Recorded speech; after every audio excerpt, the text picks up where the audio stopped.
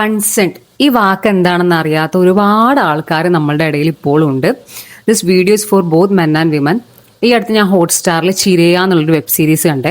അപ്പോൾ അതിനകത്ത് നമുക്ക് മെന്റലി ഡിസ്റ്റർബൻസ് ഉണ്ടാക്കുന്ന കുറച്ച് സീക്വൻസുകളുണ്ട്. Imagine you are trapped in a marriage. അവിടെ നിങ്ങളുടെ ശാരീരിക മാനസിക അവസ്ഥകൾ പരിഗണിക്കാതെ ലിറ്ററലി ദിവസവും റേപ്പ് ചെയ്യപ്പെടുന്ന ഒരു അവസ്ഥ ഉണ്ടാവാം. ഇതിനെയാണ് മരീറ്റൽ റേപ്പ് എന്ന് പറയുന്നത്. ഒരു വിവാഹം നടന്നാൽ പിന്നെ ഭാര്യയെ പ്രോപ്പർട്ടി ആയിട്ടും അധികാരം സ്ഥാപിക്കാനുള്ള ഒരു ടൂളായിട്ടും കാണുന്ന പാട്രിയാർക്കിയുടെ റിഫ്ലക്ഷൻ ആണ് ഈ ഒരു സീരീസിൽ നമുക്ക് കാണാൻ പറ്റുന്നത്. ഇന്ത്യയിൽ റേപ്പ് സെക്ഷൻ 375 പ്രകാരം ഒരു ക്രിമിനൽ ഒഫൻസ് ആണ്. അതിന് എക്സെപ്ഷൻ ഉള്ളത് ഈ മാരിറ്റൽ റേപ്പിലുമാണ്. 195 രാജ്യങ്ങളിലും 35 രാജ്യങ്ങളും ഇതിനെ ക്രൈം അല്ല എന്നാണ് പറയുന്നത്.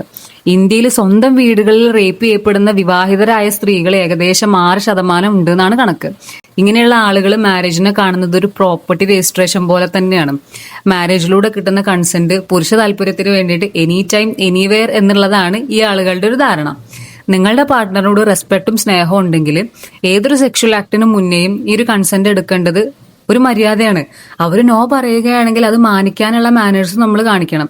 ഇതിന്റെ ഒരു സൈക്കോളജി എന്താണെന്ന് വെച്ച് കഴിഞ്ഞാൽ റേപ്പിസ്റ്റ് ഇസ് ഓൾവേസ് റേപ്പിസ്റ്റ്. അത് സ്വന്തം ഭാര്യയോടാണെങ്കിലും റേപ്പ് ചെയ്യാൻ ഒരാൾക്ക് മൈൻഡ് സെറ്റ് ഉണ്ടാവുകയാണെങ്കിൽ അയാൾ റേപ്പിസ്റ്റ് ആയതുകൊണ്ട് തന്നെയാണത്.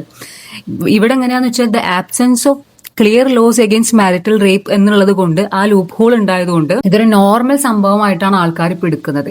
ഈ ഒരു സിറ്റുവേഷൻ മാറാൻ നമുക്ക് ചെയ്യാൻ പറ്റുന്നത് നമ്മുടെ ചുറ്റിനുമുള്ള ആളുകൾക്കും വളർന്നു വരുന്ന കുട്ടികൾക്കും കൺസെന്റ് എന്ന വാക്ക് എന്താണെന്ന് പഠിപ്പിച്ചു കൊടുക്കലാണ്.